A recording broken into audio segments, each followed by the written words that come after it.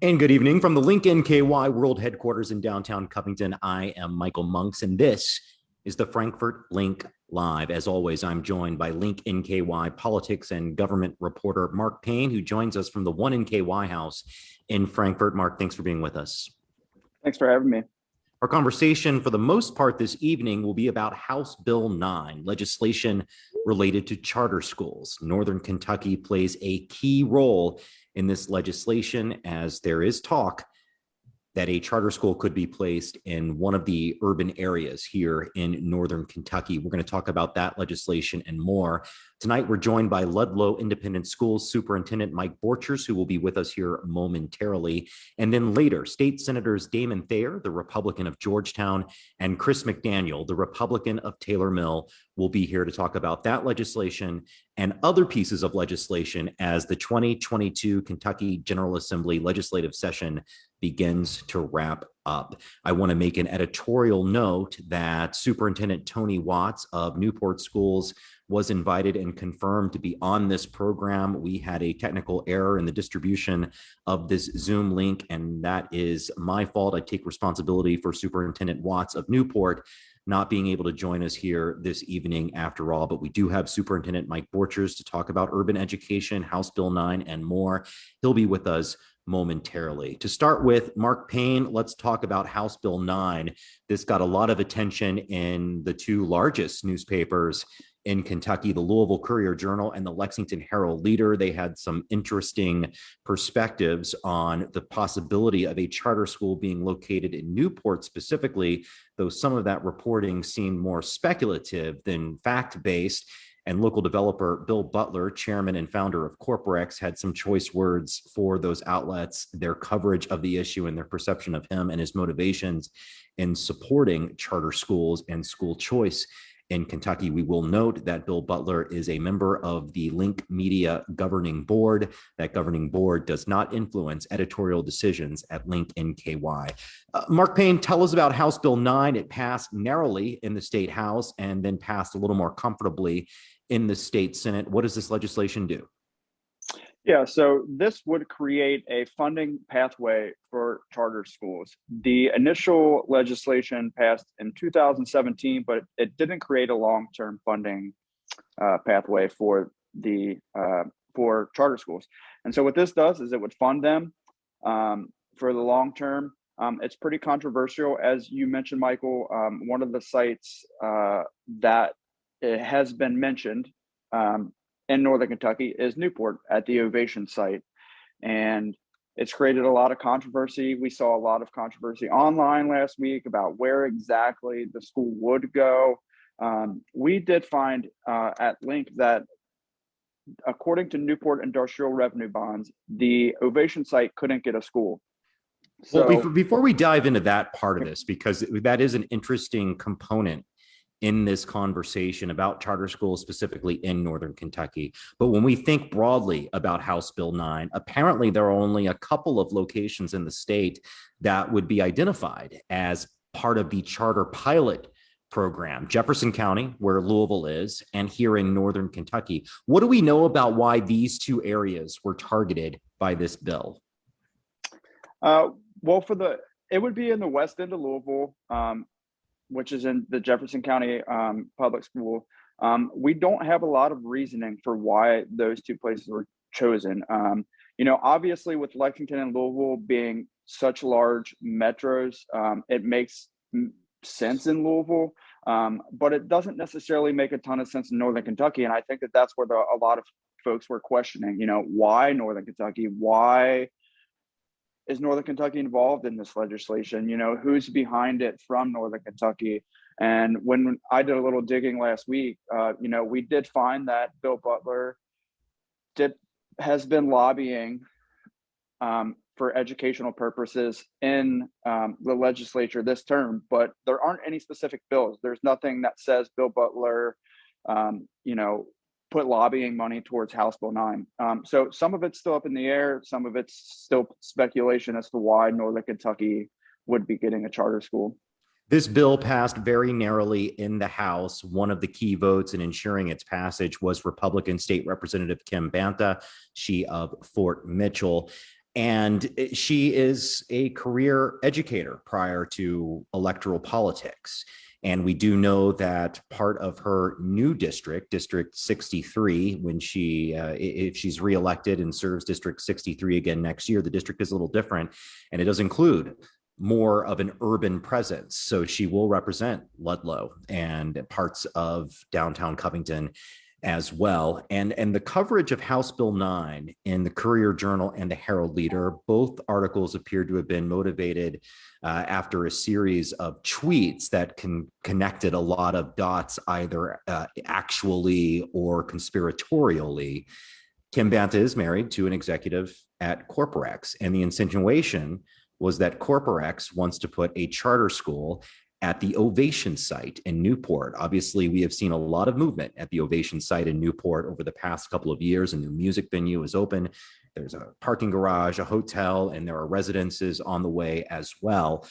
But that coverage, Mark, and in the downstate large legacy media outlets neglected a very important fact about charter schools and the Ovation development. Tell us about it. Correct. So when the Ovation site was going in, there are industrial revenue bonds for the project showing that when Newport Independent School District approved them, the school board added a stipulation that a school can't be built on that site. And it reads, the city shall not permit a private or charter school to be constructed or operate upon the Ovation site. So there's definitely not a school going in on that site. There is some area around there that folks have also speculated about that a school could go in. I have not seen any proof of that. So I'm not for sure. I went walking and running through there last week just to kind of look and see where a school could potentially go in, and I didn't see any room for one. So yeah, there's still a lot up in the air.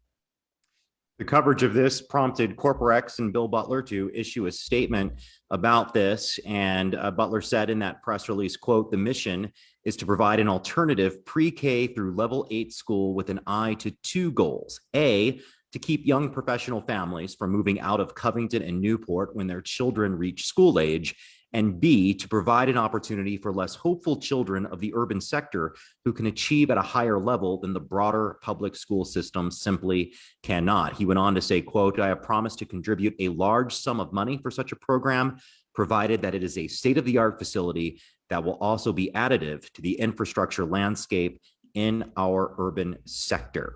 Butler went on to say in this statement, whether charter schools as legislative will work for us or not, I want it to be known that I am in favor of school choice legislation to the extent it can be accomplished within our Kentucky Constitution, including scholarship support programs and voucher systems. We in Kentucky need to get on board with the rest of the country where this is already common practice. But as it relates to Ovation, this is what Corporex pointed out in their news release. Ovation is a high-density development located 2 levels atop a parking structure involving 1,000 multi-story residential units, 3 hotels, 3 office buildings, and a music venue.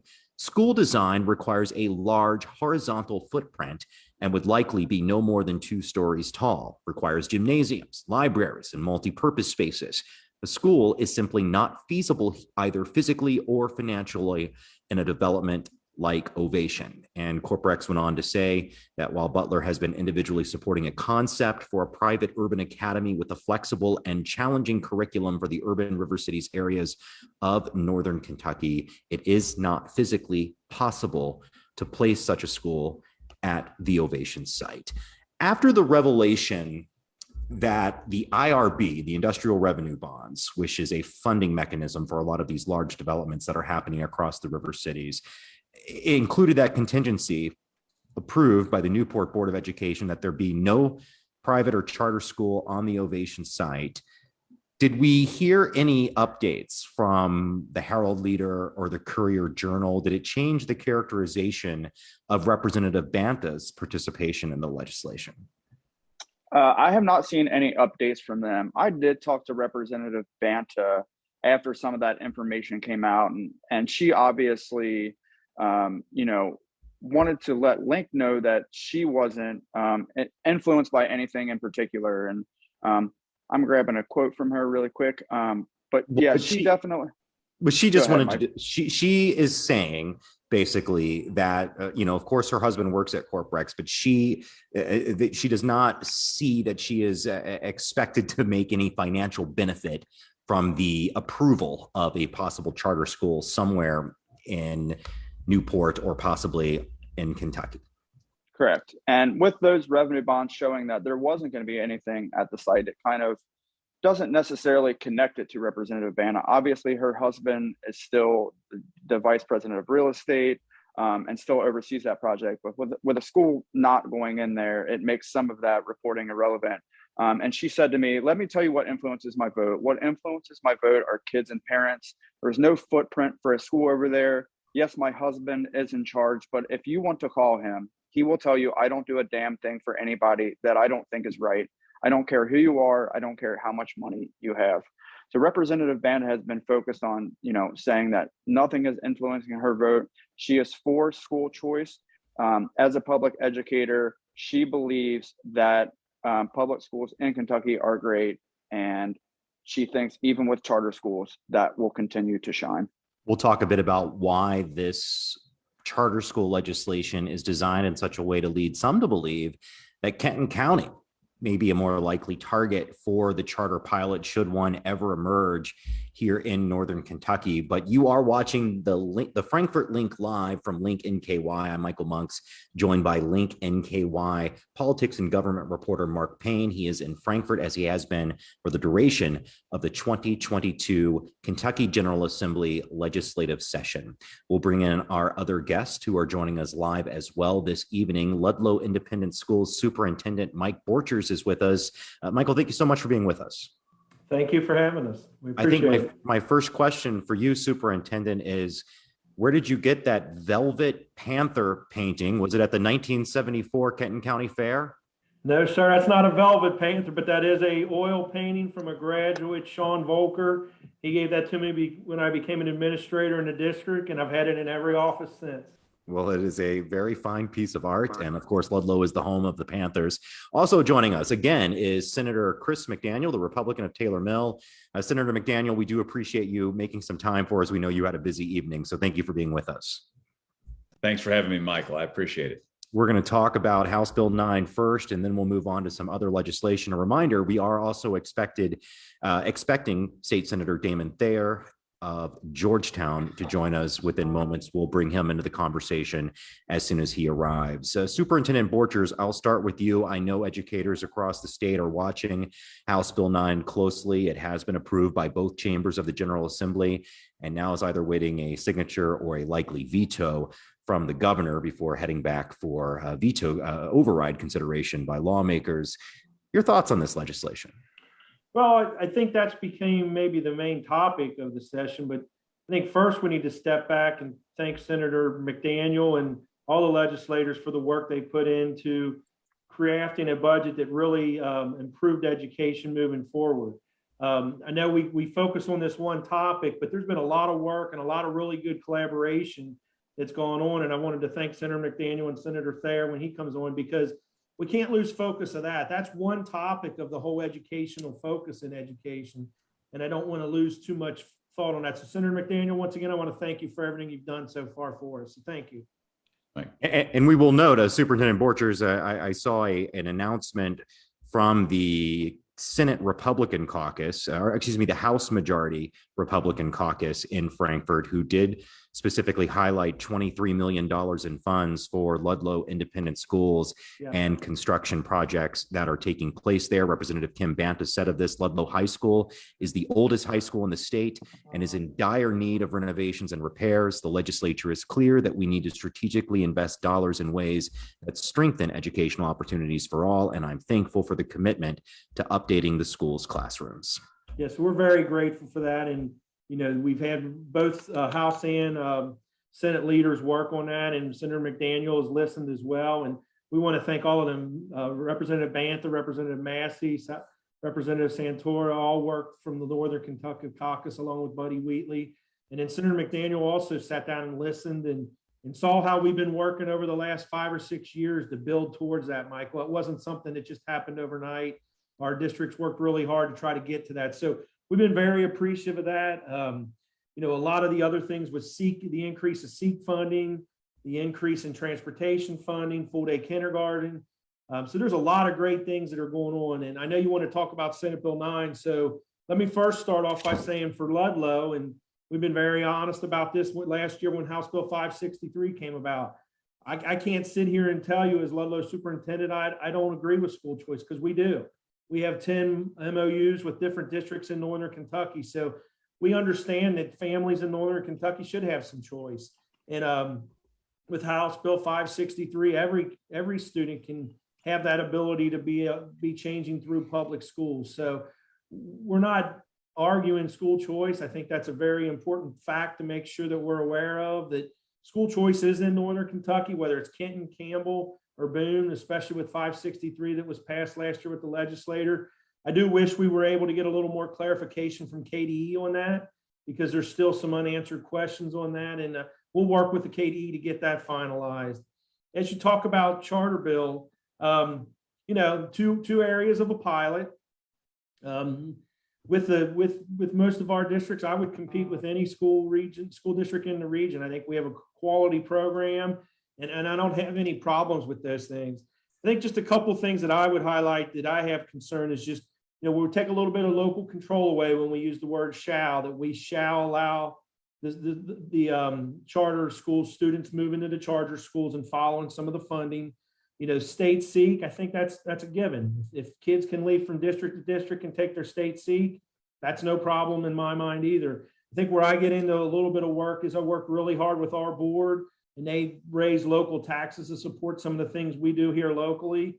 And when when kids may leave and take that money with them, that's a concern for us and my board, and they're locally elected. So those are just some of the things. Northern Kentucky being able to be the authorizer. I just would want to know if they have the expertise in the K through 12 realm. They're great post-secondary. Where would they be to support us on that? And, as of today, charter bills passed. So we're going to have to figure out how to make it work and be competitive in the community. And if it changes in the future, we'll make adjustments as we go on that too. I think Senator McDaniel would tell you that, there may be some topics we tend to disagree on, but I'd say 90% of the things that we talk about in local government and state government, he and I and Senator Thayer would probably agree on. And most superintendents, we want to be fiscally sound. We want to spend our tax dollars properly. So I don't think there's a big gap sometimes like the media likes to portray some things. I do think sometimes we have differences of opinions, but that's part of our democracy where we have a difference of opinion. I respect Senator McDaniel's opinion on things, and I feel he probably respects some of my opinions as well. Well, it's not certainly just media. I don't know exactly who you mean by that, but certainly educators held a big rally in Frankfort this week opposing this bill, and we saw an ethics complaint filed against Representative Banta. So we do know that there are plenty in the education field in Kentucky who oppose House Bill 9, and we have heard previously from Governor Andy Beshear that he would veto this legislation. But I do want to turn to Senator Chris McDaniel, who is joining us again. We appreciate your time. As I said before, there's a lot about this bill that seems unclear. We don't know why Northern Kentucky was singled out along with Louisville to try out this project. We don't know exactly which part of town such an enterprise may land. I think as Superintendent Borchers mentioned, NKU's role in this is a bit confusing, I think, for some of us. And while conceding that this is a bill that emerged from the House before coming to your chamber in the Senate and ultimately passing, I'm hopeful that you can help us better understand it. Yeah, sure. And Michael, I want to say a couple of things before we get started. First of all, Superintendent Borchers and Ludlow really are a gem, and they have taken advantage of opportunities to be engaged, not just locally, but also at a state level. Much of the work that happens in Frankfort, much of the things that inform our opinions happen during interim committees and over the course of years, and developing relationships and being able to advocate, because ultimately, there's plenty of people who are willing to come down and scream and holler at us, but those who are willing to put a shoulder to the wheel when there's nobody around are few and far between. And those who do find themselves better positions to influence public policy. And, Superintendent Borchers, Randy Poe, Henry Webb, some of these folks have really done that very effectively. And I'm very happy to see our engagement in Frankfort. But I also want to set the record straight as it relates to Representative Banta, because I'll tell you this, anybody who thinks that Kim Banta votes some way because some man's going to tell her to do so has never met Kim Banta.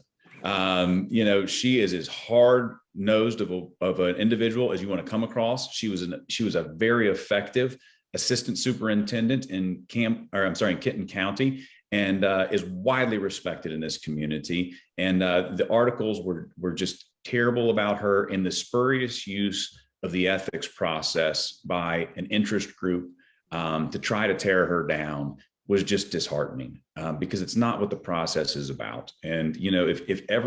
we're a part-time General Assembly, and most of us are married to somebody who's employed somewhere. If members of the General Assembly had to recuse themselves every time it involved their occupation or that of their spouse, you'd see a lot of white spaces on that board when votes were cast.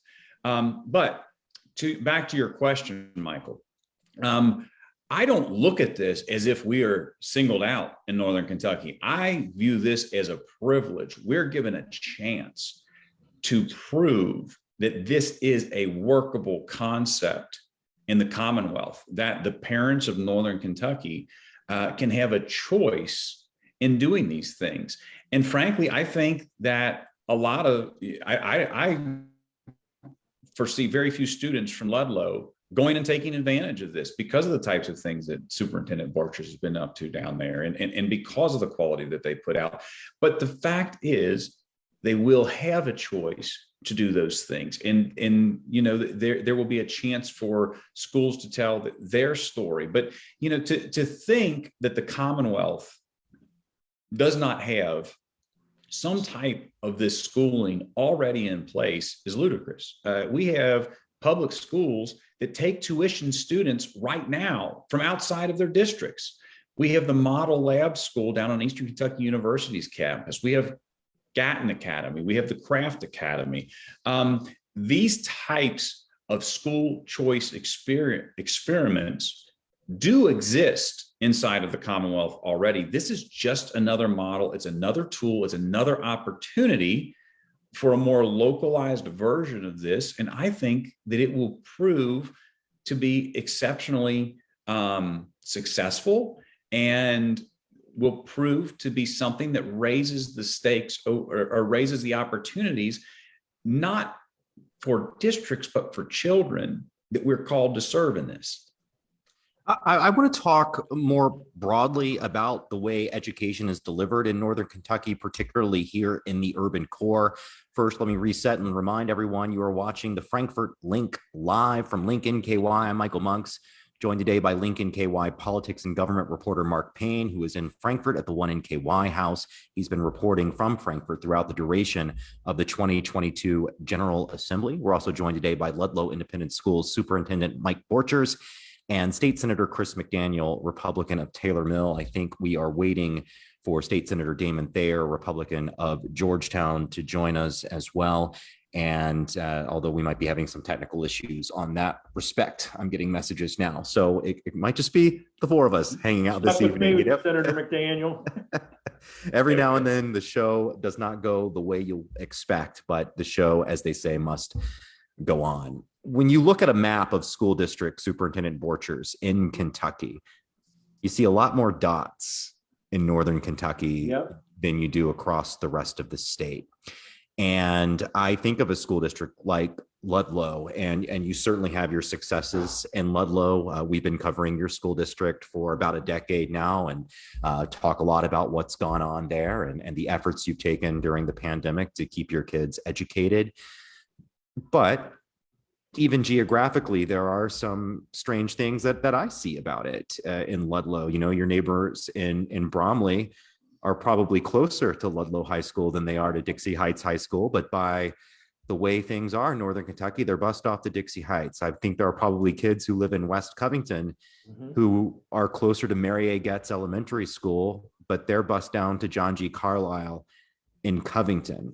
And while you're having successes in Ludlow, perhaps John G. Carlisle is not. And sometimes it seems like opportunities for children in Northern Kentucky is based on geography. Could you help me understand? Well, I think there's the geography's part of it. I think there's a lot of dynamics that go on throughout a child's growth. I would say when you talked about those two areas, Covington and Kenton County, we've had our open enrollment policy for 25 years, ever since I've been in our district. So, you know, tuition and all of those families that want to still have that choice they've always had that choice here. So I don't know that is an excuse anymore in our region. I think a lot of our families have way more choices. I think, you know, Superintendent Garrison testified the other day, they have 250 some kids out of Covington that go to public schools beyond Covington, and they have another 240 that go to private schools. So there is a lot of transition, a lot of changing of districts in our area. I think there is a lot of opportunity. What Senator McDaniel was talking about is another opportunity in their eyes with charter schools. So I think, you know, Northern Kentucky is extremely unique, like you were saying, where they're, you know, if you live in, you know, Bromley, you can walk to Ludlow, or you can get on the bus and go to Kenton County. If you're in West Covington, you can walk down here to Ludlow, or you can go to their schools there. So every kid in those scenarios have two chances to go to a public school for really no cost beyond what they normally would have. You talk Bellevue, Dayton, Newport, all of the river cities. I think we have a lot of successes when you talk about not being successful. You know, there's a lot of different measures than one test. You know, we talk about things, you know, now that the shift is going where 10 years ago it was straight ACT scores, Michael. And, you know, if you had an ACT score of X, they were going to be successful. Now the research is showing kids that are doing dual credit classes. So we have 80% of our kids taking dual credit classes. Covington, Newport, Bellevue, Dayton, we're all involved with Gateway Community College that offer those opportunities. So we have a lot of good opportunities. We have to do a better job of creating more and more opportunities for kids. But I think the narrative that they don't have a chance to be successful is just not there. But we have to do a better job of explaining that out to the public of what's going on with our kids. And I believe we are now also joined by State Senator Damon Thayer, the Republican floor leader of Georgetown, whose district currently includes part of Kenton County and all of Grant County as well. Senator Thayer, thank you for being with us this evening. Good evening. Thanks for having me. It's our pleasure. We are also joined, of course, by your colleague, Senator Chris McDaniel of Taylor Mill, and Mike Borchers, the Ludlow School Superintendent. Since you've just joined us, I was hoping perhaps you could share your perspective on why you think House Bill 9 and charter school opportunities are necessary, particularly in Northern Kentucky. Well, I'm a big supporter of school choice. I think we should have vouchers. Let's go all the way. I'm for the educational opportunity scholarships that we passed last year. I'm for charters. I think kids should have choice outside of the traditional public school model that Mike was talking about. It's fine to have lots of schools, but I think that's kind of a bogus argument, to be honest with you, to say that just because there are a lot of schools in Northern Kentucky or there are a lot of schools in Louisville, that we shouldn't have a charter school. We know for a fact that charter schools especially work well in inner cities across America, and we should have one in Northern Kentucky. There will be kids who benefit from that. I'm a strong supporter of it.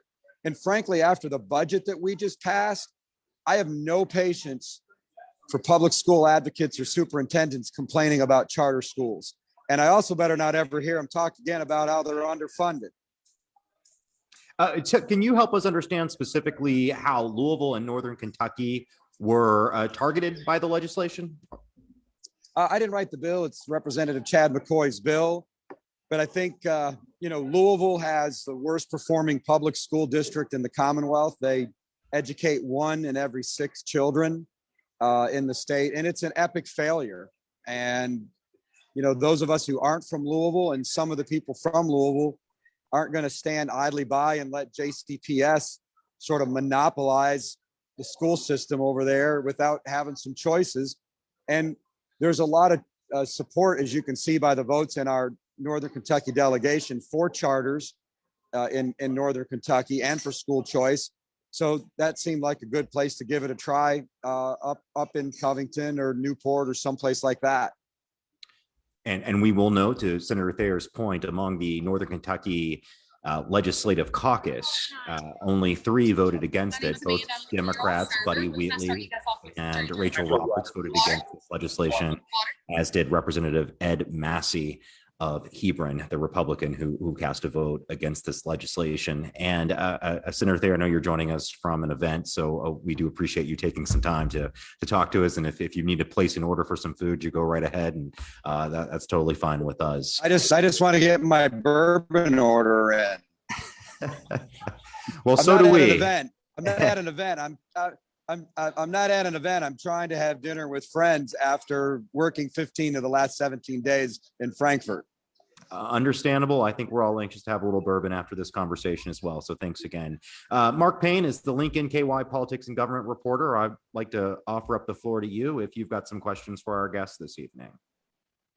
Yeah, so there's a couple specific points in that bill. And I know when I talked to Randy Poe, the executive director of the Northern Kentucky Education Council, about them.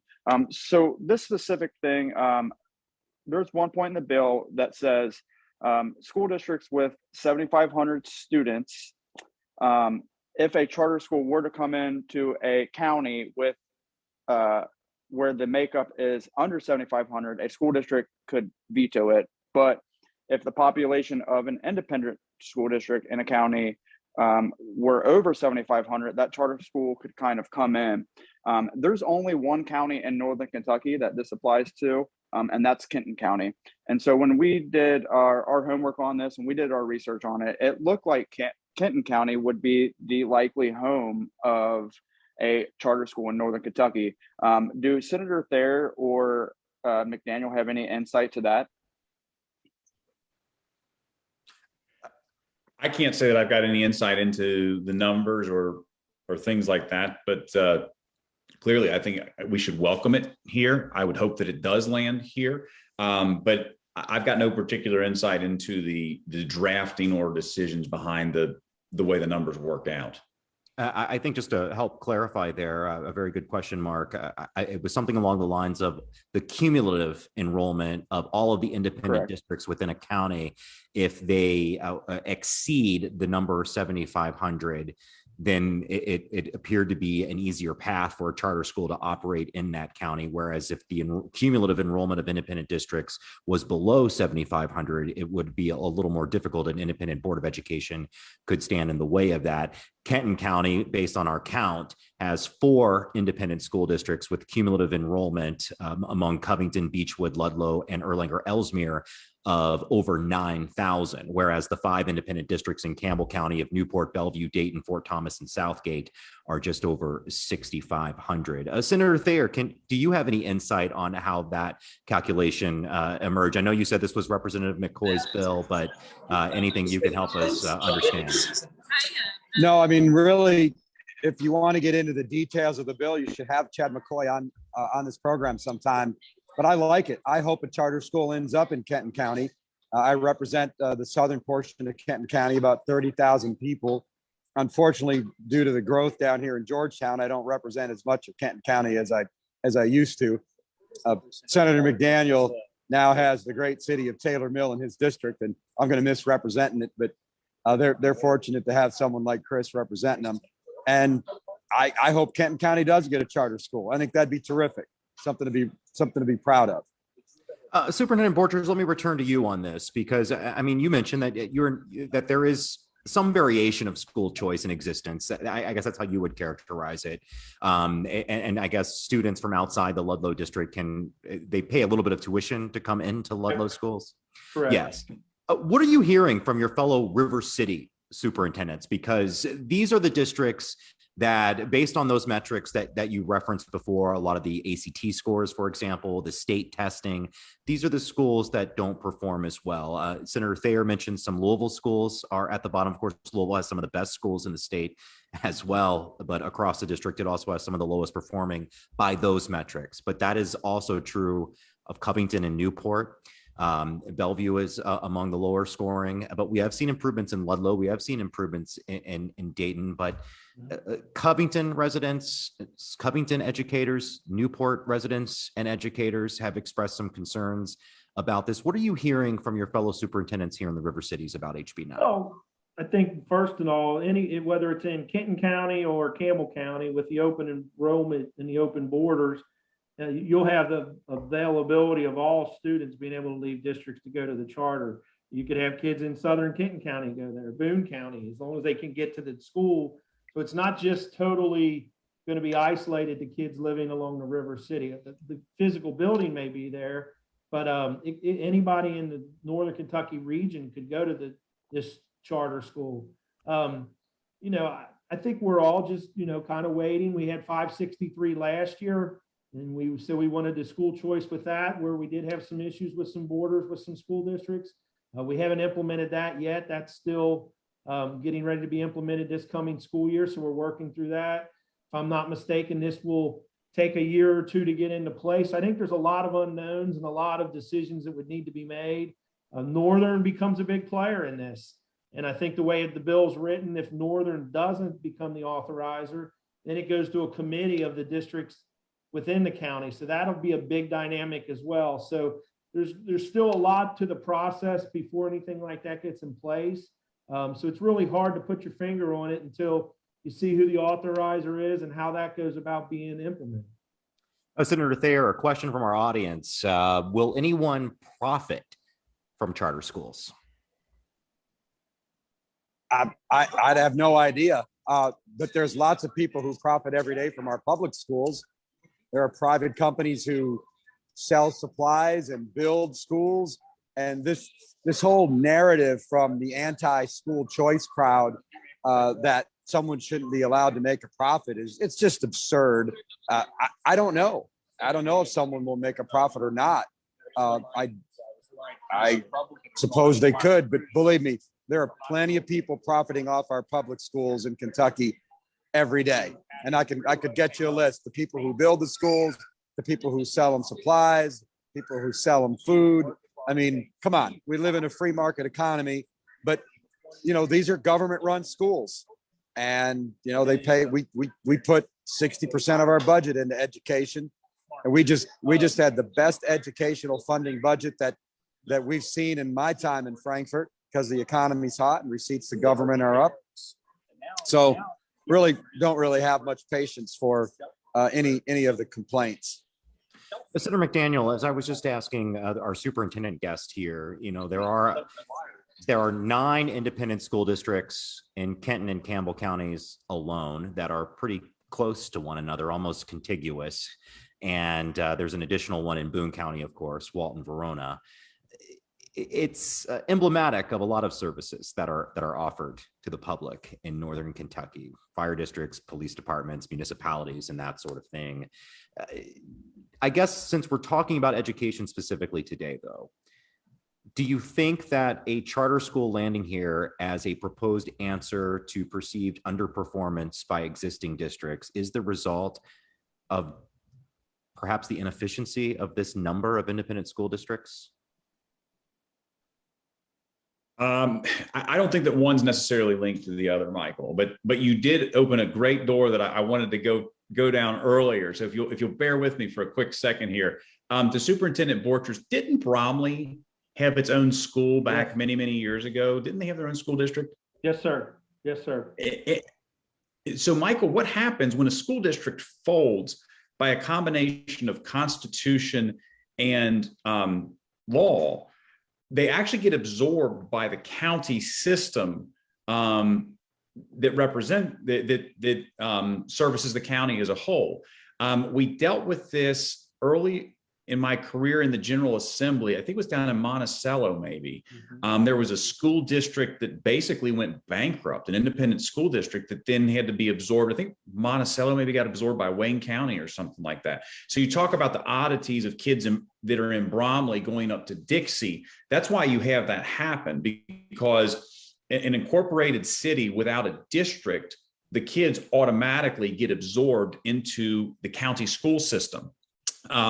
So I just wanted to touch on that briefly. It's a great because, story, like, actually. It was Silver Grove. it was the 1930s, Senator McDaniel, I believe, when Bromley, the city that had its own independent district, asked Ludlow to take them in, and Ludlow told them no. And that's why to this day they're a part of the Kenton County school system. But I would have taken I it, got Michael. you. You Yeah, wouldn't have to worry about that. and most But, I recently, mean, of course, much like Senator, the we Silver saw Grove it in poll. Silver Grove. Exactly. Go ahead. Yeah, exactly. So, no, I mean, listen, the repetition of services that we have in Northern Kentucky is tremendous. And certainly we could use some consolidation. I'm not advocating for that right now, but I don't necessarily think that consolidation would have foregone this. And you ask who profits from it, Michael. I'll tell you who I believe will profit from it is kids and families. These choices will ultimately make everybody better, and that's who will profit from this. And I look forward to them doing so. And you are watching the Frankfort Link live from Link NKY. I'm Michael Monks, joined today by Link NKY politics and government reporter Mark Payne, who is in Frankfort at the 1NKY house. We're joined by State Senators Damon Thayer, Republican of Georgetown, and Chris McDaniel, Republican of Taylor Mill, and Ludlow Independent Schools Superintendent Mike Borchers. We're going to talk about some other legislation here in our final minutes together. But before we say goodbye to Superintendent Borchers, who's been so kind and generous with his time today, final thoughts from you about the state of education in the 2022 General Assembly, and I guess what you see Ludlow's benefit being. Well, I go back on just a couple things. Senator McDaniel talked about working in the interim.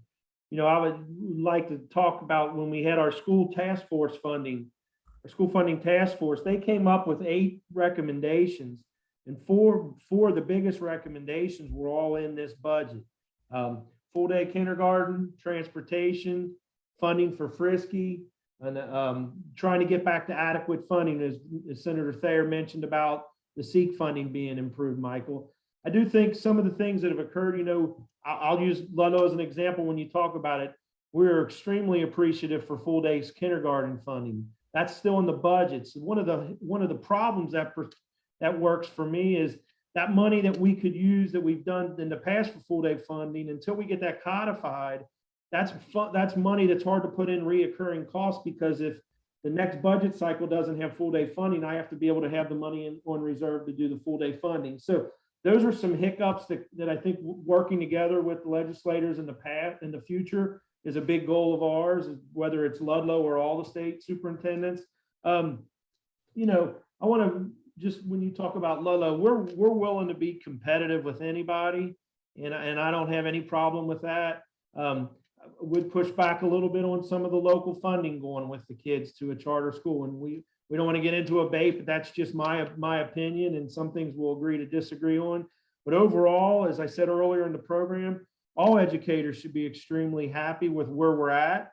Is with any kind of you know, when you have a back and forth, as we all know, that it has to happen. The two gentlemen here, every bill they deal with is a coming of a collaboration and an agreement where one group or one side wants one thing and one wants the other, and they meet in the middle. So we've been met in the middle on a lot of really good things. And we're, like Senator McDaniel said, this is my 12th year as superintendent through General Assembly meetings, and it's the first year that we've ever gone through a General Assembly without having to worry about where we were cutting.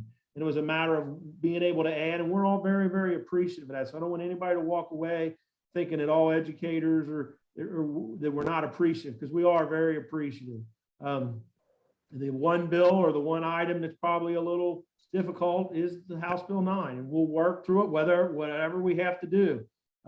We have opinions on that as well, and you know, we'll move forward with it. And for Ludlow schools, we're extremely appreciative of the General Assembly for the funding that they put in to the facilities. Senator Thayer helped educators work on House Bill 678, which is going to make KDE more efficient in the building process. So we all are able to work together. Sometimes it seems like we don't because there's one topic, but overall, it's been a very good session. I feel like the General Assembly, especially Senator McDaniel in the budgets, listened to some of our concerns and needs, especially Ludlow and especially the state, and they've done a really good job with that. So I'd like to thank both of these gentlemen again, and, move forward, and I'll be ready to work with them again come next fall and next spring. So we're very happy where we're at. We would like more, as anybody would, but we're very appreciative where we're at, and we're not going to be complaining tonight. That's Ludlow Independent Schools Superintendent Mike Borchers. Go Panthers. Superintendent Borchers, thanks so much for being with us this evening. I'm sure we'll see you at a board meeting soon. Okay, thank you, Michael. And staying with us are the state senators, Chris McDaniel and Damon Thayer. Senator McDaniel, you and I have talked on programs many times, so you know a topic that I want to address before Senator Thayer leaves us. So as my state senator, Senator McDaniel, would you mind just asking the question for me to Senator Thayer about a certain plant?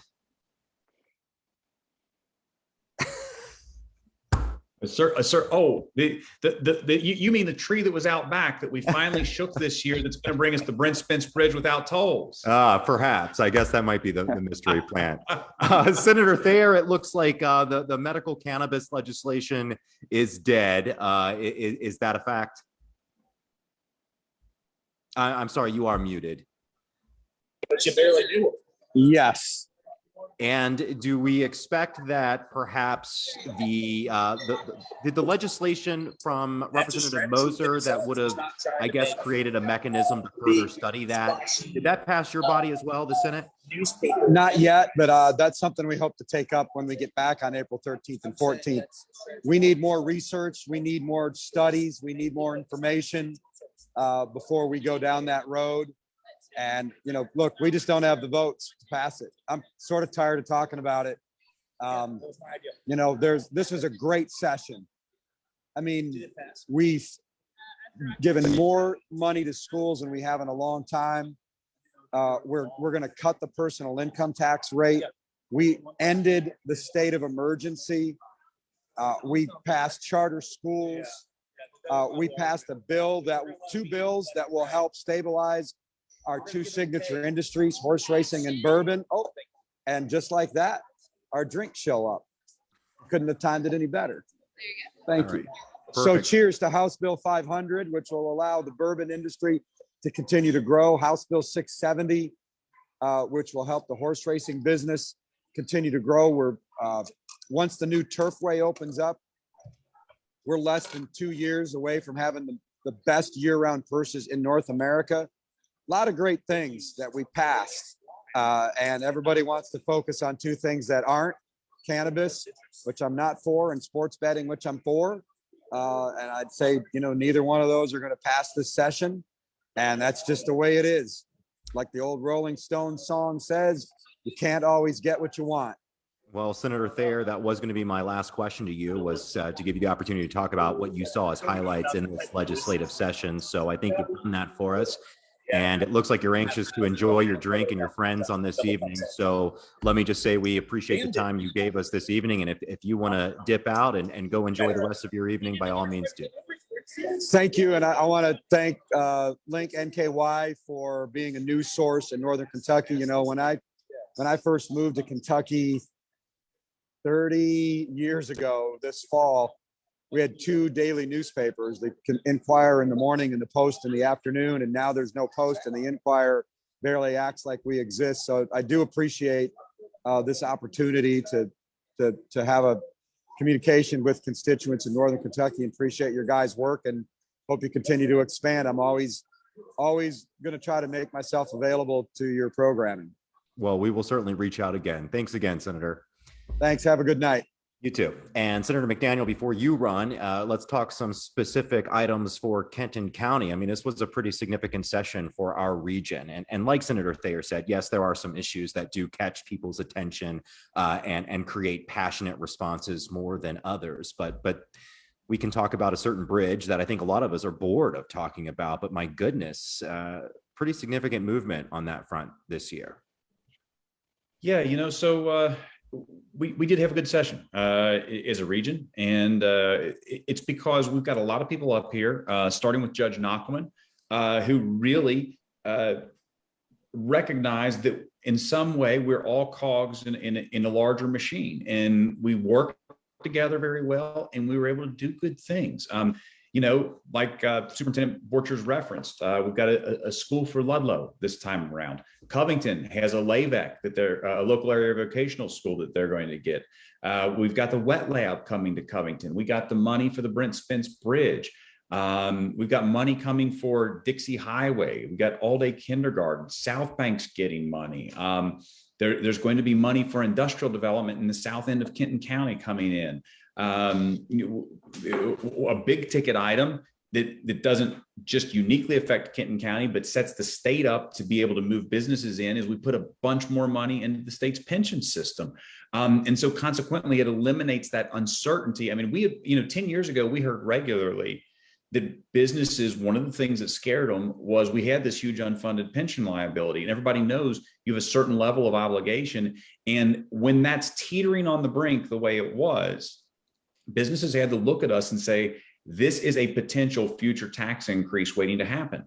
And because we finally got that under control and we got some really good ratings from Standard & Poor's this year, we're beginning to create more stability in that space. And so, gosh, the region did have a very good session, and I'm very appreciative of the judge and of our mayors and our superintendents and their partnership to let us go down there and do the best we could on their behalf. And I'll give our last question this evening to my good buddy, Mark Payne, Lincoln KY politics and government reporter. Nail him, Mark, nail him. No, one of my questions was just going to be, I had a conversations with Representative Koenig earlier, and I know that his goal over the veto period is to work on House Bill 606, which is the sports betting bill. But I think Senator Thayer gave an answer as to what he thinks is going to happen with 606. But no, the other big thing that I reported on this week was the funding for the Brent Spence. House Bill 9, was a big ticket item this week. But I've spent a lot of time talking with Senator McDaniel. I know we've had conversations about, because I know for a while there that the money wasn't adding up for the Brent Spence Bridge, but I've got a lot of clarification this week. There's $250 million that's coming from the House and Senate budget that's going to be used for it. The Senate budget initially had $2 million, but when I talked to Senator McDaniel earlier this week, they settled on the higher number for the $250 million in matching funds. And then obviously the House biennial construction budget puts that project over the threshold. Representative Santoro, who worked really hard on House Bill 224, which is that, or 242, I apologize, which is the biennial traffic construction bill for the House. He said that Kentucky's going to put $1.3 billion forward, and that would put the project over the finish line. Okay, well, Mark, thank you for that recap. And you can read Mark's reporting at lincolnky.com and click on that Kentucky tab and see all the excellent reporting from Frankfort. It's been great having a Northern Kentucky reporter based in Frankfort for the duration of the session. Senator McDaniel will give you the last word here. What do you think the biggest highlight is of the 2022 legislative session? I think just the fact that we are finally, after a decade or longer of trying, in a position of greater stability than we've ever seen. It's taken a lot of hard work. It is the first budget we haven't had to cut, but we finally got there. And as you noted, Northern Kentucky may have done better this legislative session than we've done in decades. It really, like I say, I can't speak highly enough of the local elected officials, the way they let us go down there and help us and support us. And, the great Northern Kentucky delegation that we have. And frankly, Michael, importantly, you guys have a presence down there now. That is big. You guys, and a fair and unbiased source of reporting is a critical component to a free society. And I was so thankful that Mark was down there, for better and for worse. But that's part of being fair, that's part of being up the middle. And I wish you guys great success, because you are important to the functioning of our government. Well, thank you, Senator McDaniel. We will note that your Republican caucus did start taxing our digital subscriptions a few years ago. So we might have a bone to pick with that on another day. But Senator McDaniel, thanks for always making. But your income tax is going down. I hope you're making income at this. Appreciate it. Certainly are. Thank you, Senator. We appreciate you being with us this evening. And Thanks, you've been guys. watching Have a the great evening. Frankfort Link live from Link NKY. Mark Payne is our Link NKY politics and government reporter. I'm Michael Monk's chief content officer. Be sure to go to linknky.com every day for all of Northern Kentucky's news. You can sign up for the Daily Link and get our morning email blast with the top headlines in your inbox every single morning. And don't forget to check out the Kentucky Side podcast, deep conversations, fun conversations, all about Northern Kentucky. If you love podcasts or just good conversation, check out the Kentucky Side. For Mark Payne, I'm Michael Monks. Go to linknky.com. Thanks for watching this evening. We'll talk again soon.